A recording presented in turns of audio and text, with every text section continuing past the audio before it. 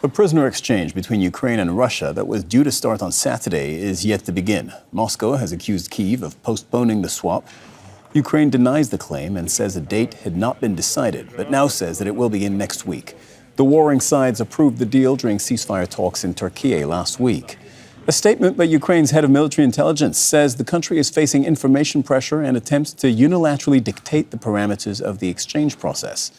Kirill Budanov says Kyiv is carefully adhering to the agreements reached in Istanbul and that who, when and how to exchange should not be someone's sole decision. He says careful preparation is ongoing and that pressure and manipulation are unacceptable. Budanov says repatriation of bodies is scheduled for next week and that everything is moving according to plan despite the enemy's dirty information game, end quote. Charles Stratford reports now from Kyiv. The head of Ukraine's military intelligence, Kirill Budanov, says that the prisoner exchange and expected repatriation of dead servicemen and women is now scheduled to start next week. This comes a day after Russia accused Ukraine of indefinitely postponing this prisoner swap and repatriation of bodies. It was denied by Ukraine yesterday. The Ukrainians said that they had problems with the list of prisoners, specifically the list of prisoners that are injured, seriously ill or under 25. That list that was supplied by the Russians. That seems, for all intents and purposes, to have been ironed out. So we are now expecting sometime next week, potentially, for this to happen. That's not to say that there aren't still problems. The Ukrainian side accusing Russia of meddling in the process and feeding the media with wrong information.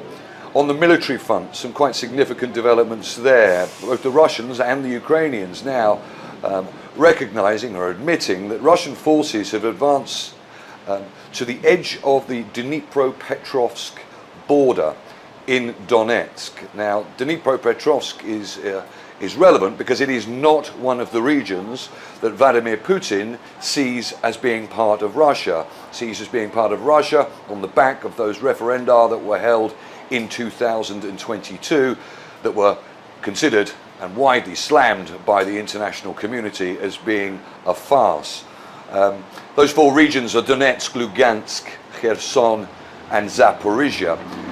So it is a concern there. The Ukrainian military are worried that Russian forces may try to push actually into Dnipropetrovsk. We've seen advances in other areas of the Donetsk region today by Russian forces, they claiming to have taken control of another village around the city of Konstantinivka. That is one of the three remaining cities under Ukrainian control inside the Donetsk region. There's also ongoing movement in the Ukrainian region of Sumy, where we already know that Russian forces have crossed the border there and are pushing towards the regional capital, Sumy. This happened 3 or 4 weeks ago, the Russians saying that they want to set up what they describe as a buffer zone inside Ukraine along that border. This is following Ukrainians' control of the Kursk area inside Russia that, of course, it was forced to withdraw from at the beginning of this year. So significant movement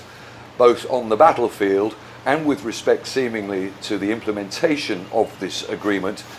But as I say, there are still complaints being made by Ukraine that Russia is putting too much pressure on them and dictating the terms of this prisoner exchange. Charles Stratford, Al Jazeera, Kyiv. Make sure to subscribe to our channel to get the latest news from Al Jazeera.